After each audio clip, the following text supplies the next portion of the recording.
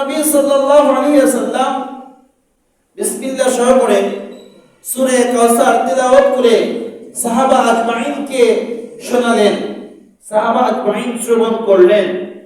এরপরে নবী আরবি মুহাম্মদুর রাসূলুল্লাহ সাল্লাল্লাহু আলাইহি ওয়াসাল্লাম সাহাবাদেরকে জিজ্ঞাসা করলেন,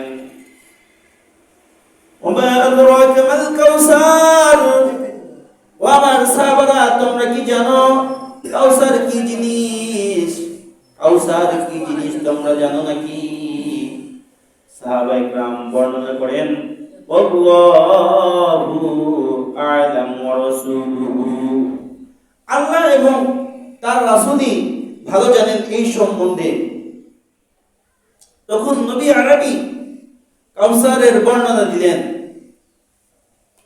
যে ইন্না আ'তাইনাকাল কাউসার, ও আমার সাহাবারা আমার মালিক আমাকে কাউসার দান করেছেন। কাউসার কি জিনিস? ওয়া নাহরুন ফিল জান্নাহ, জান্নাতের ভিতর একটা নদী, জান্নাতের ভিতর একটা নদী অথবা ঝর্ণা ধারা, এটার নাম হইতেছে কাউসার। ইমাম কুরতুবী রাহমাতুল্লাহ অনেকগুলো ব্যাখ্যা করেছেন কাউসার নামের অর্থ। কাউসার নামের অর্থ আই কাসির, তথা আধিক্য, অতিরিক্ত আধিক্য এবং অনেকগুলো সাম্রাজ্যের অধিকারী আল্লাহর পয়গম্বরকে বানিয়ে দিলেন। অনেক প্রাচুর্যের মালিক আল্লাহ তাআলা তার পয়গম্বর হাবিবুল্লাহ নবী মুহাম্মদুর রাসূলুল্লাহকে বানিয়ে দিলেন। কেননা আল্লাহর পয়গম্বরকে নিয়ে আসিফ ওয়াইল তথা প্রমুখ কিছু কাফেররা বর্ণনা করতেছিল যে আল্লাহর পয়গম্বরের ধর্ম কে রক্ষা করবে? আব্দুল্লাহর পুত্র মুহাম্মদ যদি ইন্তেকাল করে এইখান থেকেই তার ধর্ম শেষ।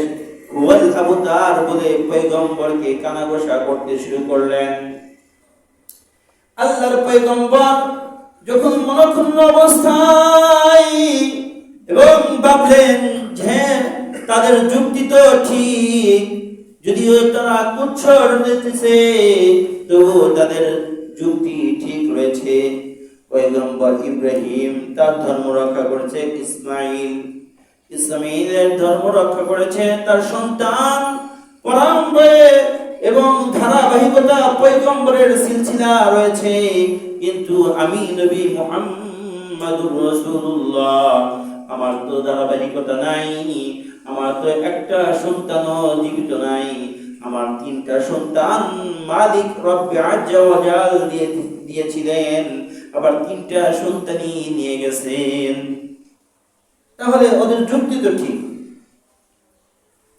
তখন আল্লাহ রাব্বুল আলামিন সূরা কাউসার নাযিল করে পয়গম্বরকে জানায় দেন, ইন্না আ'তাইনাকাল কাউসার, ওগো হাবিব, ওগো নবী, আমি আপনার উপর কাউসার দান করলাম।